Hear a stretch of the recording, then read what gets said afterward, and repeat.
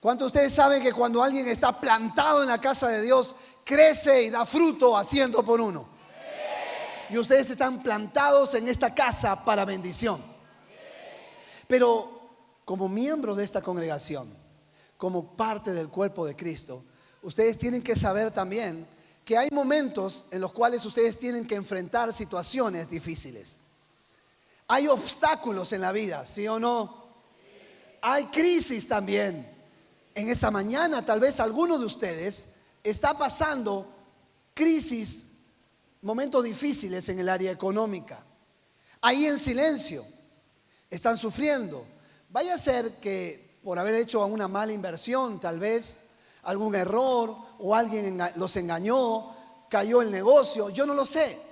Pero algunos de ustedes tal vez el día de hoy están sufriendo, están teniendo momentos difíciles en el área económica. Otros tal vez están con un dolor en el corazón. Hay sufrimiento porque las relaciones interpersonales no están andando bien. Tal vez la relación con su esposo o su esposa no está andando bien. La relación con sus hijos no está andando bien. Y hay un sufrimiento y hay un grito en el silencio. Y aunque tienen fe y tienen esperanza, no obstante hay un dolor en el corazón y están esperando la mano de Dios que pueda traer esa paz, ese consuelo al corazón. Y tal vez otros están con alguna dolencia física. Su cuerpo está enfermo. Ustedes le han pedido a Dios que le quite ese dolor, que le quite ese fastidio en el cuerpo, pero todavía no se va ese dolor. Claro que cuando ya pasan los 50, entramos en la edad de oro. Usted sabe, ¿no? Pasados los 50 entramos a la edad de oro. Oro por mis rodillas, oro por mi cintura, oro por todos lados, ¿no? Y de alguna u otra manera estamos con alguna dolencia, pero yo agradezco a Dios porque yo sé que más de uno en este lugar tiene un dolor físico, pero aún a pesar de eso dijo: yo voy a la casa de Dios, no me quedo en mi casa. Y están aquí, y gloria a Dios por eso. Por eso en esa mañana yo quiero traerles una palabra que creo y estoy seguro que traerá bendiciones y nos llevará a una dimensión diferente. ¿Por qué? Porque si nosotros obedecemos lo que dice la Escritura, vemos la historia, seguimos los pasos que Dios quiere que nosotros sigamos, cosas maravillosas comienzan a suceder. Escúcheme, cuando uno camina en fe y en obediencia, camina en lo sobrenatural. Y cuando caminas en lo sobrenatural, milagros comienzan a suceder. Entonces la pregunta en esta mañana es: estos siervos y siervas de Dios de esta casa, plantados en esta casa, que están alimentados con la palabra de Dios, ¿cómo enfrentas los obstáculos y las crisis que se están levantando, que en esos momentos son como olas, como turbulencias fuertes en tu vida? ¿Cómo las enfrentas? Y quiero que vayamos al libro de Josué. Vamos ahí un momento, vamos a leer Josué, el capítulo 3, el verso 5. Y vamos a responder la pregunta. La pregunta es: ¿cómo vencemos los obstáculos y las crisis que se nos presentan?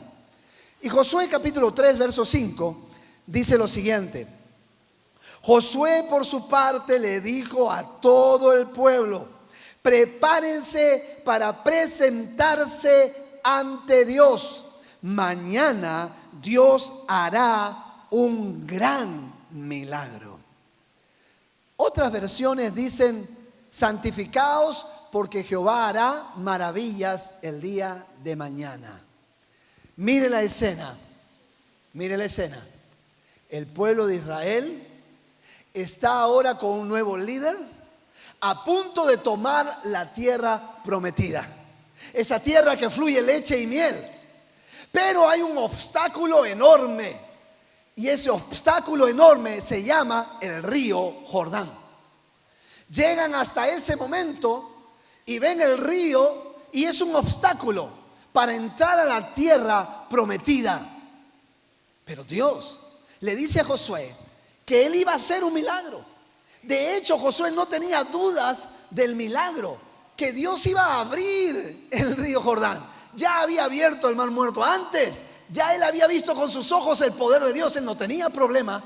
Pero le dice al pueblo: santificaos, prepárense, porque Jehová hará cosas maravillosas el día de mañana.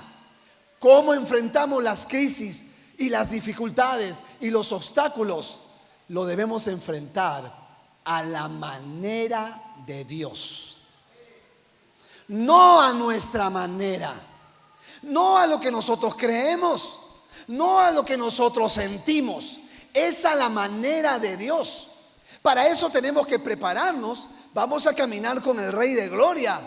Él va a ir con nosotros, pero es necesario que sepamos cómo debemos prepararnos. Y ahí en 2 de Timoteo, el capítulo 2, el verso 15, nos da la pauta de cómo nosotros debemos prepararnos. Y dice ahí: procura con diligencia presentarte a Dios desaprobado. Están atentos. Procura con diligencia presentarte a Dios aprobado, como obrero que no tiene de qué avergonzarse, que usa la palabra de verdad. Yo me voy a preparar. Voy a enfrentar los obstáculos. Voy a enfrentar los momentos difíciles. Lo voy a enfrentar acompañado de mi Dios. Entonces, yo no le tengo que dar lugar al diablo. No soy perfecto. Ustedes tampoco. Ninguno de nosotros somos perfectos. Sabemos de nuestras limitaciones. Sabemos de nuestras áreas débiles. Sabemos dónde necesitamos que el Espíritu Santo nos potencie y nos dé la fuerza para salir adelante. Lo sabemos. Entonces, lo que nos está diciendo la Escritura es: seamos honestos. Dios, yo quiero caminar contigo. Perdóname por esto. Perdóname por aquello. Tú sabes que todavía hay una debilidad ahí en mí. Te necesito. Ayúdame, fortaléceme y vamos hacia adelante. Entonces, el enemigo no tiene de qué avergonzarte. Porque cuando uno le dice a Dios todo lo que nos aqueja, aún los pecados que hemos podido cometer, la Escritura dice en 1 de Juan 1:9: si confesamos nuestros pecados, Él es fiel y justo para perdonarnos y limpiarnos de toda maldad. Así que el pueblo estuvo limpio y listo para ver obrar los milagros que Dios iba a hacer, a enfrentar el obstáculo que era el río Jordán. ¿Sabe? Eso me hace recordar, siendo creyente, en una oportunidad los dos, estábamos muy jóvenes, teníamos 23 años, amábamos a Dios con todo el corazón. De pronto nosotros queríamos comprarnos un auto y habíamos juntado más o menos unos $1,000. Y de pronto pasamos por una casa comercial que vendían carros y entramos. Y el dueño de ese negocio salió, nos atendió y nos dijo: jóvenes, con solo dar $1,000, el día de mañana ustedes tienen un auto. Así nos dijo: escójanlo, ¿qué auto le gustaría? Y nosotros nos miramos y dijimos: wow, $1,000 y nos dan el auto. Y el resto ya ustedes lo pueden pagar en cómodas cuotas. Pero el día de mañana le damos su carro por $1,000. Wow, dijimos que bien. Así que fuimos, vimos el carro, nos gusta, ya tal. Pagamos, firmamos todo y nos fuimos. Y al día siguiente fuimos a recoger nuestro carro. Estábamos emocionados. Y de pronto cuando llegamos, este señor que nos atendió, el dueño del establecimiento, como que cambió. Y lo saludamos y le dijimos: hemos venido ya a recoger el auto. Un momento, dijo él, un momento. ¿Qué auto? Ustedes han firmado un pandero. Pandero. ¿Alguno de ustedes sabe eso? Por sorteo o por remate. O sea, en otras palabras, nos engañó, nos estafó, nos mintió. Entonces nosotros le dijimos: Señor, usted nos ha engañado. Usted nos dijo eso el día de ayer. Entonces devuélvanos nuestro dinero. Y él nos miró y se rió y nos dijo: un momento, dijo, miren, ustedes han firmado aquí Yo no los obligué a firmar. Ustedes han firmado. Así que ustedes tienen que esperar el sorteo o el remate. En ese momento suena el timbre, ¿no?, del teléfono que estaba en la otra oficina. Y este señor dice, un momentito, vamos a seguir conversando, tengo que ir a atender el teléfono. Y deja el contrato en la mesa. Entonces, mi esposa y yo nos miramos y digo, el contrato, donde hemos firmado. Así que agarramos el contrato y nos fuimos corriendo. Detrás de nosotros salieron los empleados a buscar, nosotros fuimos corriendo. Estábamos tan muchachos, éramos agilitos y nos fuimos y entramos a una tienda ahí de colchones. Y estábamos adentro y los habíamos perdido, burlado, estábamos adentro. Y luego al estar adentro nos miramos los dos el rostro y dijimos, usted sabe que el Espíritu Santo no te va a dejar tranquilo. ¿Qué están haciendo, muchachos? Pero como usted sabe, ¿no? Cuando queremos tener la razón, no, pero Señor, tú sabes que Señor, pero no, Señor, pero Señor, ya pe, Señor. No, es injusto, tú sabes, ya pe. No. Está bien, Señor, hemos hecho mal. Salimos con el documento y ahí estaban todos los empleados buscándonos. Se sorprendieron cuando nos vieron. Fuimos y le dijimos, ustedes han ganado, tomen. Y lo recibieron y se fueron. Y nosotros simplemente nos quedamos así preocupados y decíamos, bueno, Señor, tú sabes. Queríamos vencer el mal haciendo el mal, pero nosotros simplemente tuvimos que bajar la guardia y dejar que Dios operara y Él hiciera su obra. ¿Sabe qué? Lo hermoso de esta historia es que al cabo de un año, al final nos devolvieron algo del dinero y todo eso, nosotros nos retiramos, decidimos perder, no habría problema en eso. Pero al cabo de un año, yo estaba ministrando la alabanza en la iglesia, pues yo era el director de adoración de la iglesia y yo estaba alabando al Señor y de pronto, ¿a quién cree que veo entrar por la puerta? Ese rostro no se olvida. Quien te estafa, tú no lo olvidas, ese rostro no lo olvidas. Y entonces yo estaba diciendo, no, yo quiero ser como tú. Y lo miro y digo, ay, Señor.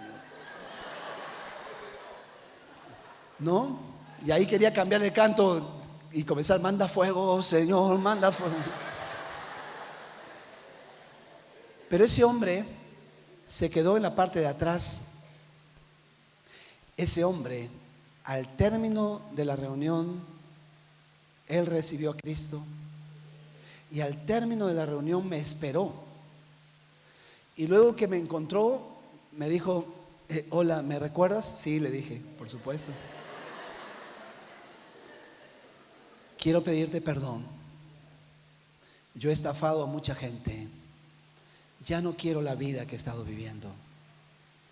Quiero que me perdones por lo que te hice. Y yo lo abracé, lo perdoné. Pero luego del abrazo, ¿sabe qué? Me puse a pensar, ¿qué hubiera pasado si yo hubiera hecho algo ilegal, hubiera roto el contrato, hubiera peleado, me hubiera comportado? Él no me hubiera olvidado tampoco. Es más, no me había olvidado. De hecho, él se quedó hasta el final y no le importó. Y yo pensé que si yo me hubiera comportado mal y hubiera dado un mal testimonio de Cristo, yo me imagino que cuando él estaba entrando a la iglesia, dijo, uy, a ese Sambo lo conozco.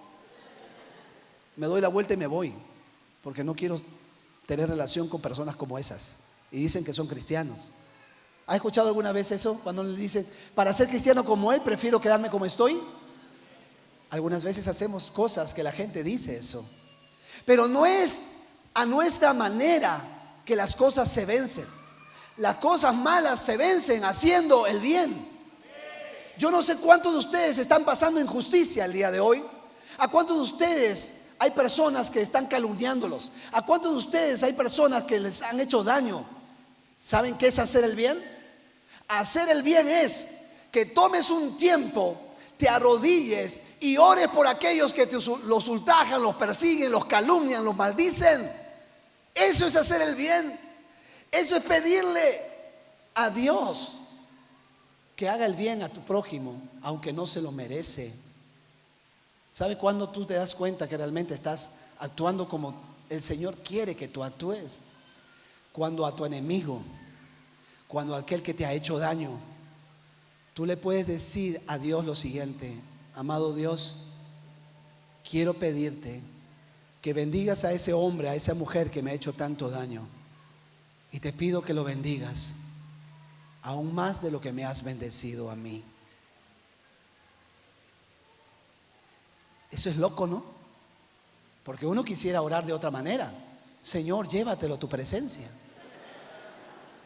Pero ahora tú cambias, tú vences el mal haciendo el bien. ¿Quieres ver milagros en tu vida? Entonces déjate guiar para que se hagan las cosas a la manera de Dios.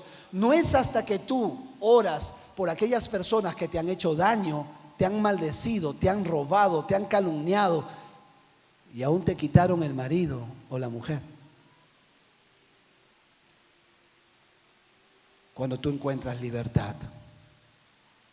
Porque en ese bendecir a esas personas, tú estás entendiendo que por esa gente perversa, por esa gente mala, por esa gente que ha hecho tanto daño, Jesucristo dio la vida. Y esos también necesitan conocer a Dios. No es a nuestra manera que nosotros vencemos las crisis o los obstáculos, es a la manera de Dios. En segundo lugar, mire lo que dice ahí en Josué capítulo 4, verso 1 al 7. No lo voy a leer, lo voy a parafrasear, tal vez contar un poco la historia, cómo vencemos los obstáculos. En un momento, Josué le dice al pueblo de Israel: uno por cada tribu, coja una piedra grande y llévela hasta pasen el Jordán.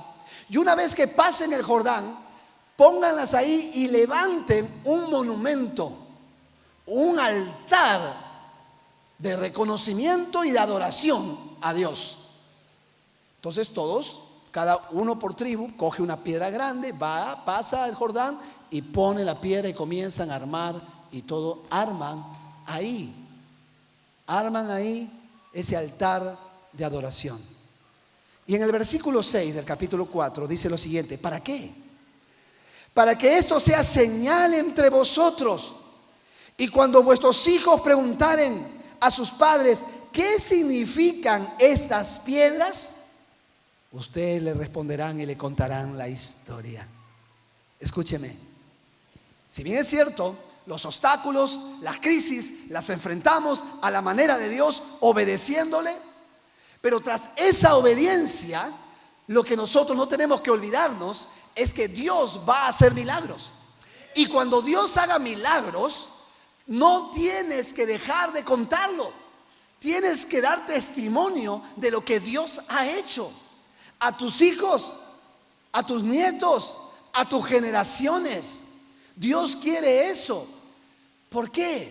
Porque eso traerá bendición a las siguientes generaciones. Cuando el pueblo de Israel les pregunte: ¿qué es este monumento aquí en el río Jordán?, ustedes les contarán: 400 años estuvimos esclavos, pero Dios con su mano poderosa nos sacó. 40 años estuvimos en el desierto y nuestra ropa no se envejeció, nuestro calzado no se hizo hueco. Dios nos envió maná burger, codornices, fried chicken. Dios nos bendijo de tal manera que luego pasamos el río Jordán a la tierra prometida. Cuéntale la historia de los milagros y de las victorias que tú has tenido a tus generaciones. ¿Sabe qué significa eso para el día de hoy? Agárrense, por favor. ¿Están listos? Significa que tú un día Le tienes que contar a tus hijos de dónde Dios te sacó, de lo que Él te perdonó y cómo te sanó y cómo te dio una nueva vida. ¿Sabes por qué le tienes que contar a tus hijos cuando ellos ya tengan uso de razón lo que tengan que contarle todo? ¿Sabes por qué? Porque el enemigo es perverso. Quiero enseñarle algo rápidamente. Ustedes habrán escuchado acerca de las maldiciones generacionales. Las maldiciones generacionales no es otra cosa que un pecado que se da y se repite en una familia de generación en generación. O sea, en algunos es el abuso, en otros es el robo, en otros es la mentira, y las generaciones vienen con mentiras, vienen con abortos, vienen con adulterios. El pecado va a tocar las puertas. Pero tú le tienes que contar a tus hijos cuál fue la maldición que el Señor te dio la victoria para que tú vencieras, para que ellos también tengan las herramientas para poder defenderse. Abraham, por ejemplo, en la generación de Abraham había una maldición generacional que se transmitía de generación en generación. La mentira. Abraham dijo a su esposa: mi amor, dile que eres mi hermana, si no porque eres tan bella me van a matar. Este mismo pecado toca la puerta de Isaac. Isaac le dice a Rebeca: mi amor, tú eres, mira, eres muy hermosa, por causa tuya me van a matar, dile que eres mi pariente. Ahora, este pecado no toca solamente la puerta de Isaac, sino de su siguiente generación. Y ahí está, ¿quién está? Jacob. Y ahí está Jacob. Y Jacob también era un especialista en mentir. Era un artista. Hasta se puso pelo de cabra aquí, ¿no? O sea, era un artista. Ya perfeccionó la mentira de generación en generación. Pero un día, preste atención, un día, a uno de su descendencia, de Jacob, a uno de sus hijos, este pecado de generaciones le vino a tocar la puerta y le dijo: puedes mentir, acuéstate con la esposa de Potifar, nadie se va a dar cuenta. Pero José dijo: no haría este pecado tan grande, no lo voy a hacer. Y en José, mi hermano, en José se quiebra la maldición generacional ahí, porque él hace un alto y él dice: la mentira no más en mi generación, no más en mi vida, yo no quiero esto, no voy a deshonrar a mi Dios. Había detectado esto y él dijo: no. Y cada uno de nosotros tiene que llegar el día en que nosotros tenemos que decir a ese pecado generacional: hasta aquí nomás. Algunos de ustedes pueden estar preguntándose: Señor, pero yo he orado por ese pecado generacional y mis hijos lo siguen cometiendo. Padre, ¿qué pasó? Esa no debe ser la oración o la pregunta. La pregunta debería ser: ¿le contaste a tus hijos el pecado de tus generaciones para que Él venza? Porque esto es personal. Así como la salvación es personal, tú no oras para que tu hijo reciba a Jesús y ya porque tú oraste Él es salvo. Es personal. Él le tiene que decir a esa maldición: yo ya no te quiero en mi vida, yo no voy a aceptar esto. Un día cuando mis hijas tenían ya uso de razón, ellas podían entender lo que yo les iba a contar, las senté a las 3 y les dije de dónde Dios me había sacado. Y aunque yo no había practicado las cosas que habían hecho mis generaciones, les conté que desde mi bisabuelo fue un adúltero y tuvo hijos en la calle, abandonó a mi bisabuela. Mi abuelo hizo lo mismo, mi padre hizo lo mismo. De generación en generación venía repitiéndose el adulterio, la prostitución, el homosexualismo, de generación en generación. Y un día yo les conté a ellas: todos esos pecados de mis generaciones tocaron mi puerta. Y yo recuerdo que a la edad de 18 años, yo le dije a Dios, yo no quiero que estos pecados de mis generaciones continúen conmigo. Dios, yo no quiero tener hijos en diferentes mujeres. Dios, yo no quiero ser infiel a mi esposa. Yo no quiero seguir los pecados de lascivia y de sexo torcido como mis generaciones. Yo quiero que me ayudes en tu gracia porque yo solo no podría hacer esto. Pero yo fui honesto con Dios. Yo le mostré cuál era el pecado de mis generaciones y que si yo no le rendía a eso, yo iba a ser destruido, iba a hacer lo mismo de mis generaciones pasadas. Y Él oyó mi oración. Este año yo he cumplido 30 años de matrimonio, casado con una sola mujer y hijos solamente con ella. Y hasta que la muerte nos separe, quiero mantener firme esa palabra que Dios puso en mi corazón. Pero ahora le toca a ustedes. Una mujer me dijo, ay pastor, pero si yo le cuento a mis hijos las cosas pasadas de sus parientes, ay, pero qué vergüenza. Y yo le pregunto, ¿Dios no te perdonó? Sí. ¿Dios no te sanó? Sí. ¿No te dio la capacidad de perdonar? Sí. Entonces, cuéntale a tus generaciones que si Él lo hizo contigo, lo puede hacer con ellos también. Algunas veces queremos presentarnos perfectos, como que nunca hemos cometido ni un error, nunca hemos fallado. Y yo cuando era... Padres, por favor, no hagan esto. Hemos cometido el error cuando decimos, yo cuando tenía tu edad. Si hay algo que más les molesta a nuestros hijos es que le digamos eso. Yo cuando tenía tu edad, por favor, seamos honestos. Yo cuando tenía tu edad era peor que tú. Tendríamos que decir eso, si somos honestos. Nosotros tenemos que contarle a las generaciones las cosas que Dios ha hecho. ¿Y sabe por qué? Porque al contarlas, nosotros volvemos a vivir. Y la fe comienza a crecer. Y Dios nos hace recordar, si yo lo hice en el pasado, lo puedo hacer en el presente. Yo soy el mismo, ayer, hoy y siempre. Amén. Y ese es un comienzo. Nadie se sienta mal en ese lugar. Si tal vez se divorció o se volvió a casar, eso no estoy hablando de eso. Estoy hablando en el momento que tú fuiste consciente y tienes la capacidad de poderle decir a tu hijo, yo me equivoqué, hijo, pero tú no debes hacer lo que yo hice. Yo me equivoqué, pero ahora Dios me ha transformado. Así que siempre en Cristo hay esperanza. Siempre en Cristo hay algo nuevo. Así que alguno de aquí se ha vuelto a casar, tiene otro compromiso, no se me sienta mal. Al contrario, fájese y sea de mayor ejemplo para la generación que viene, porque tiene un buen testimonio de lo que no hay que hacer y lo que ahora está haciendo por Cristo. Amén. Entonces que le quede claro eso, que es muy bueno. Y por último, Josué 4, versículo 9. Dice la Escritura lo siguiente.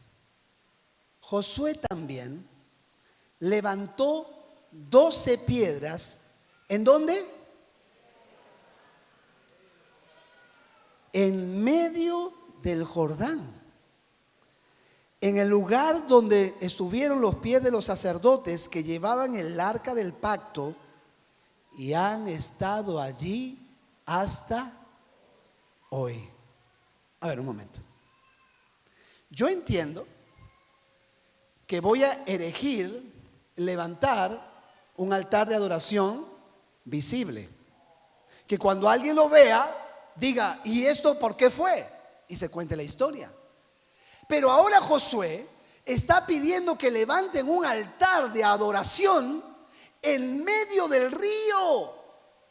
Y él sabía que una vez que los sacerdotes sacaban sus pies del río, el río nuevamente iba a cubrir totalmente ese altar y no se iba a ver.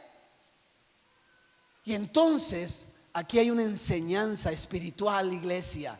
No por gusto se hizo eso.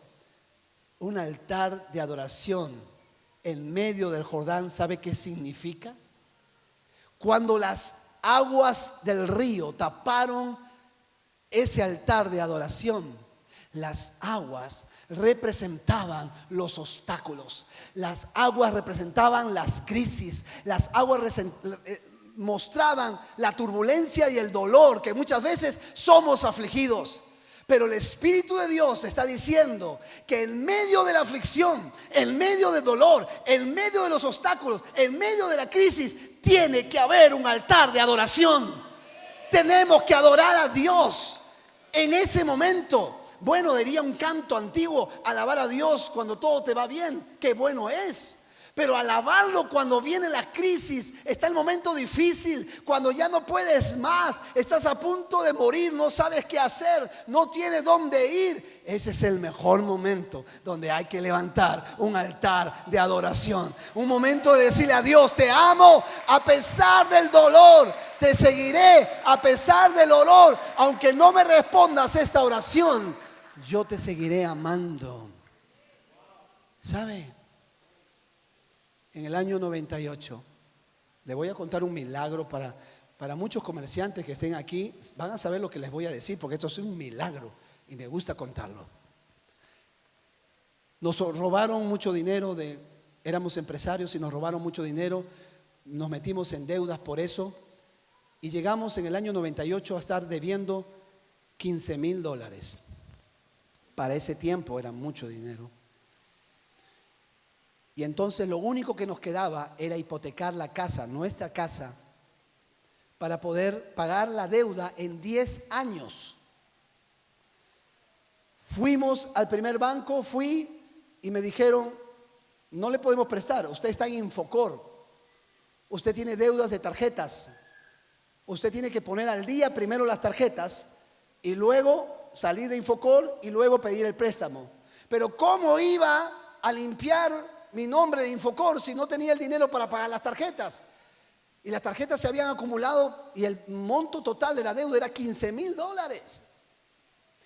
Todos los bancos me iban diciendo, no le podemos prestar, hasta que entré al último banco en la avenida ahí Navarrete, cerca de Javier Prado.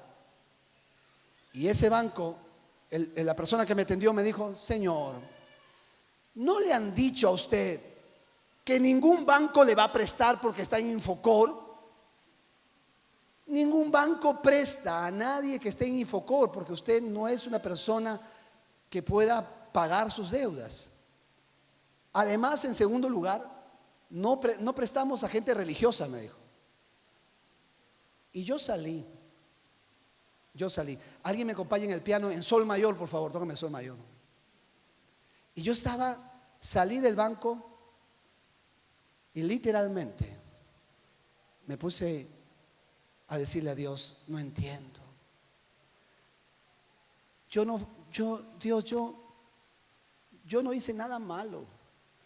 Dios, tú sabes que a mí me robaron y yo he tenido que pagar la deuda Dios. Y mientras yo me estaba ahí quejando, el Espíritu Santo me dice, alaba a Dios, adora a Dios. Y sabe, era lo que menos quería hacer. Cantar, alabarle, levantar un altar de adoración en medio del dolor. Y le dije, Dios, lo único que me queda ya es que mi casa la van a rematar y la voy a perder por $15,000. Señor, ya no sé qué más hacer.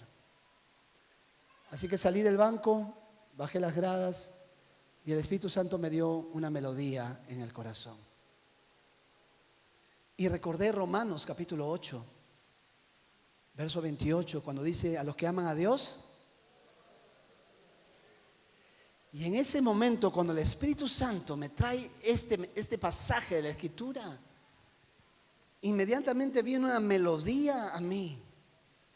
Y escúcheme, en plena Javier Prado, con mucha gente, yo me olvidé de todos que estaban ahí.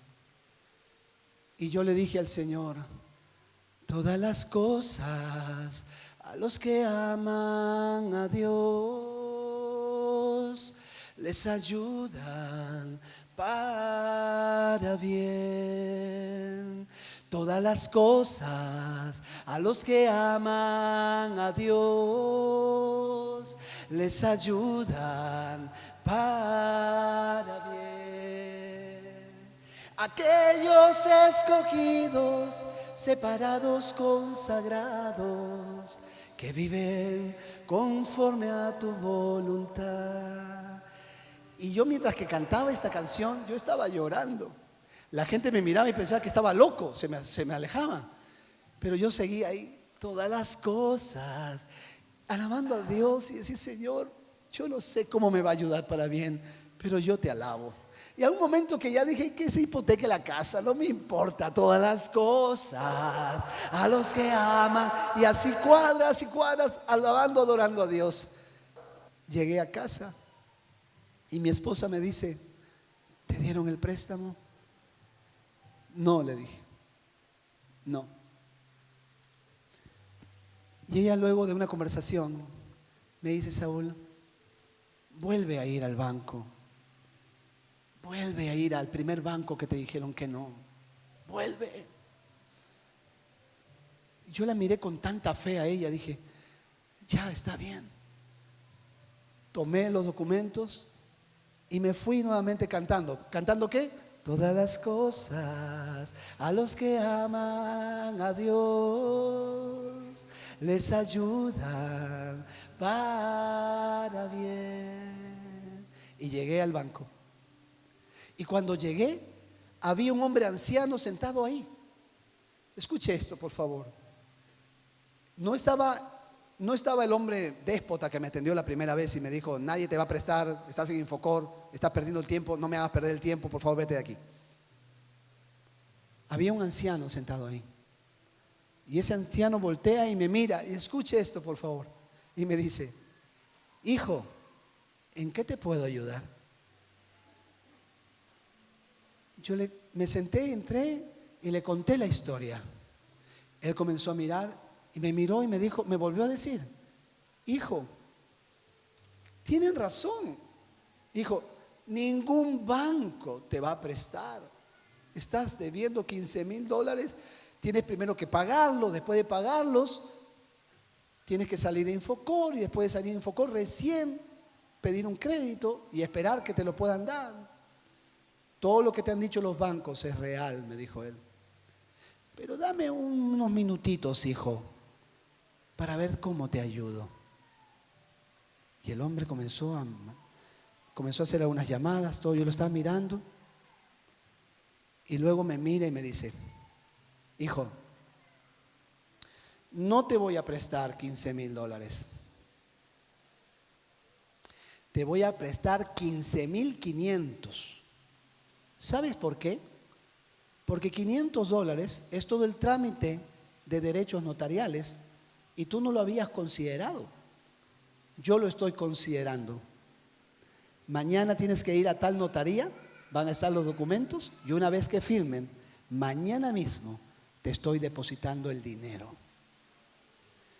Yo cogí todo, le dije gracias, me fui, le conté a mi esposa. Al día siguiente fuimos a la notaría, firmamos y una vez firmado, el cheque entró al banco y corrí, hermanos, corrí al banco. Pagué todas las deudas que tenía, inmediatamente los $15,000, todo lo pagué.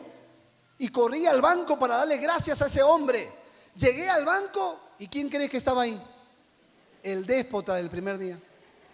Me mira y me dice: ¿sí que desea? Lo miro, de ti nada, le dije y me fui.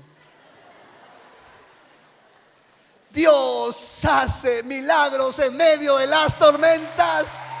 Cuando no puedes más, cuando tú no puedes, Él puede. Y entonces cuando tú levantas un altar en medio de la turbulencia, en medio del dolor, encuentras respuestas de Dios. Y con esto termino. Antes que se pusiera el altar de adoración en medio del Jordán, el Jordán era un obstáculo. Pero luego que se levantó el altar de adoración en el Jordán, en el medio del Jordán, el Jordán nunca más volvió a ser un obstáculo. ¿Sabe por qué? Porque luego de ese altar, Dios sanó a Naamán de su lepra. Luego hizo flotar el hacha del profeta. Luego hizo que Elías y Eliseo caminaran en seco por el Jordán. E hizo que Jesucristo se bautizara en el río Jordán. Cuando los obstáculos son vencidos a la manera de Dios, nunca más serán un obstáculo. Serán nuestra bendición para ver la mano de Dios obrando en nuestras vidas. Amén, iglesia. Le creemos a Dios. Señor, gracias por esta mañana tan hermosa. Gracias por tu palabra. Gracias porque entendemos que las cosas difíciles de la vida la tenemos que enfrentar a tu manera, no a nuestra manera. Obedeciéndote, dando testimonio de tu obrar y siempre adorándote, no importa la circunstancia. Pero mientras estamos orando, tal vez tú has venido por primera vez. Iglesia, pónganse a orar un momento. Yo quiero dirigirme a aquellas personas que han venido por primera vez. Aquellas que tal vez han venido varias veces, pero todavía no han tomado una decisión por Cristo. O por aquellas que tal vez después de mucho tiempo han vuelto a la iglesia. Hoy yo te digo, como el mismo Jesús lo hiciera: vuelve a casa. Dale tu vida a Cristo. Deja que Él cambie tu lamento en baile. Deja que tu pecado sea limpiado por Él. Deja que Él te dé una nueva vida. Deja que Jesús le dé sentido a tu vida, le dé propósito y eternidad. Yo pregunto en esta mañana, como si Jesús mismo lo hiciera: ¿quieres darle tu vida a Cristo? ¿Quieres darle tu corazón a Dios? ¿Quieres pasar de ser una creación de Dios a ser un hijo, una hija de Dios? ¿Reconoces que has pecado y que has vivido lejos de Él este tiempo, pero que ya no quieres vivir lejos de Él? ¿Quieres que Él te dé la capacidad de perdonar porque tú no puedes? ¿Quieres que te dé la capacidad de amar porque tú no puedes? Eso va a suceder si Cristo viene a tu vida. Tú nunca más volverás a ser la misma persona. Quiero orar por aquellas personas que le quieren decir a Jesús el día de hoy: te entrego mi vida. Yo no quiero vivir más lejos de ti. Perdóname por haber vivido lejos de ti y por haber pecado, pero ahora quiero comenzar una nueva vida contigo. Aquellos que le quieren decir esto a Jesús, yo quiero orar por ustedes. ¿Quiénes son los valientes que en esta mañana le van a decir: Jesús, te doy todo, te doy mi vida? Quiero orar por ti. Aquellos que quieran darle la vida a Jesús, ahí donde están, pónganse de pie rápidamente, por favor. Vamos, pónganse de pie. Dios los bendiga. Dios los bendiga. Dios los bendiga. Dios los bendiga. Dios los bendiga. Quiero orar por ustedes. Quiero orar por ustedes. Permítanme orar por ustedes. Vengan aquí adelante un momentito. Vengan, vengan, vengan. Salgan de su asiento. Hay fiesta en los cielos. Hay gozo en la tierra. Hay gozo en ese lugar. Salgan, salgan de su asiento. Vengan un momento. Permítanme orar por ustedes. Vengan así como están. Vengan como están. Porque Dios va a hacer algo nuevo en sus vidas. Cuando yo vine a Cristo, yo era un ladrón. Vendía licor de contrabando y estaba a punto de vender marihuana cuando Cristo viene a mi vida. Así vine a los pies de Jesús, destruido, amargado, con vicios, con odios, con resentimiento. Pero mi vida nunca más volvió a ser la misma. Y le aseguro a cada uno de ustedes que están aquí adelante: sus vidas nunca más volverán a ser las mismas. Cierren sus ojos y repitan esta oración después de mí. Háganla ustedes. Díganle a Jesús lo siguiente: amado Señor, te entrego mi vida, te entrego mi corazón. He vivido lejos de ti. He pecado e hice lo malo delante de tus ojos. Pero ya no quiero vivir lejos de ti. Me arrepiento de todo mi pecado y de toda mi maldad. Hoy te acepto como mi único Señor y Salvador. Gracias, Jesús. Hoy comienzo una nueva vida. Gracias por perdonar todos mis pecados y darme identidad en ti.